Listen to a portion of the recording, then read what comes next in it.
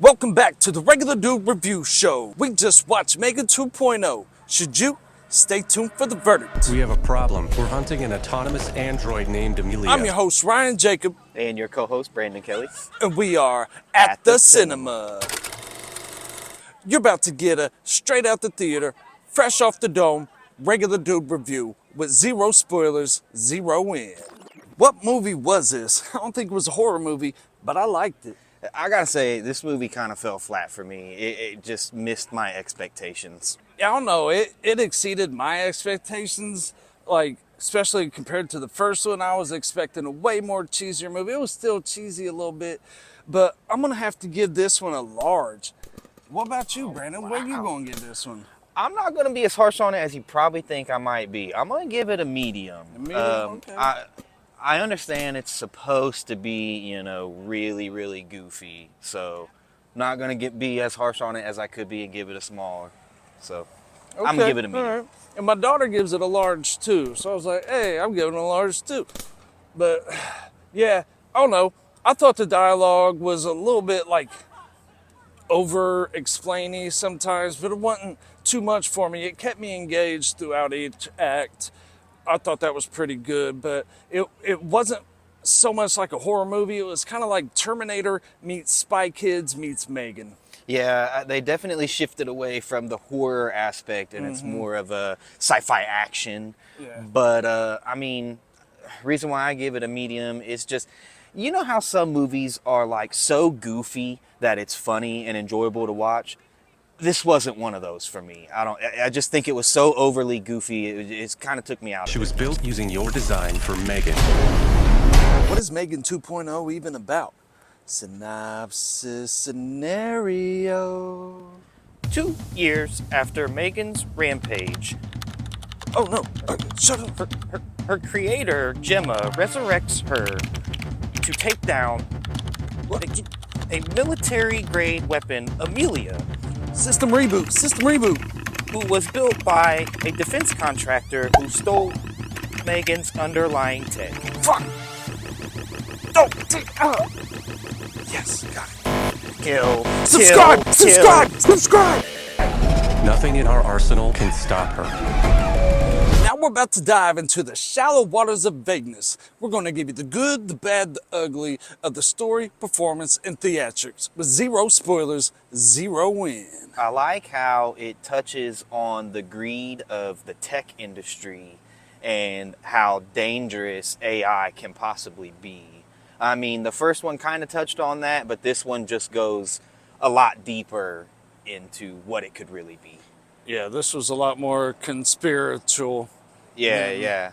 I don't know if that's the right word for it.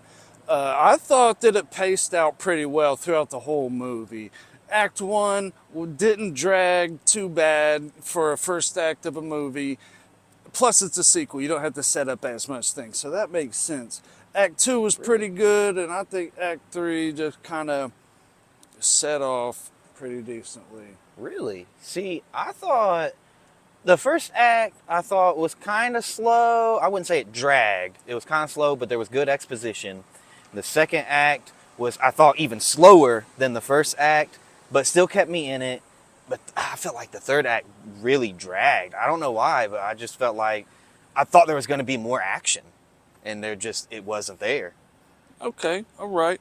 I don't know. I was engaged during the whole story, whether it was the movie already went way past my expectations, so I didn't know what to expect. I like Cole. I really like Cole's character. I mean, I know he was in the first movie too, but I just really feel like I relate the most to him, and he's kind of effortlessly funny. Like, I don't feel like he tries as hard as some of the other actors to be. Yeah, he reminds me of a dude from iCarly and like a lot of other characters like that. Jerry Trainer. Yeah.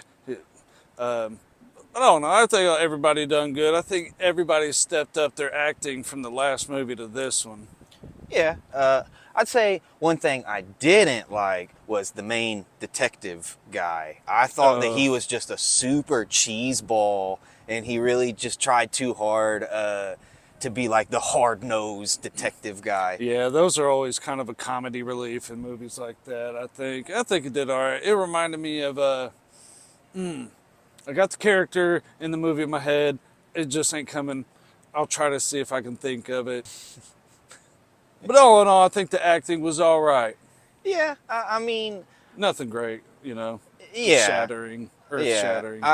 The acting, yes, overall, I would say this is more probably to the script writing, but just I don't know. Some of their actions weren't like believable, you know. Like it just seemed like Like what people- kind of actions?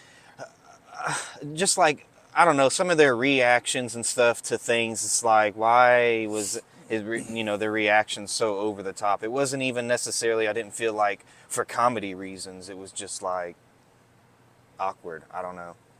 Okay. I thought some of their explanations and dialogue was a little bit over-explaining it too much. Yes. And, you know, but I did that in the, you know, we talked about that in the writing and dialogue section of it.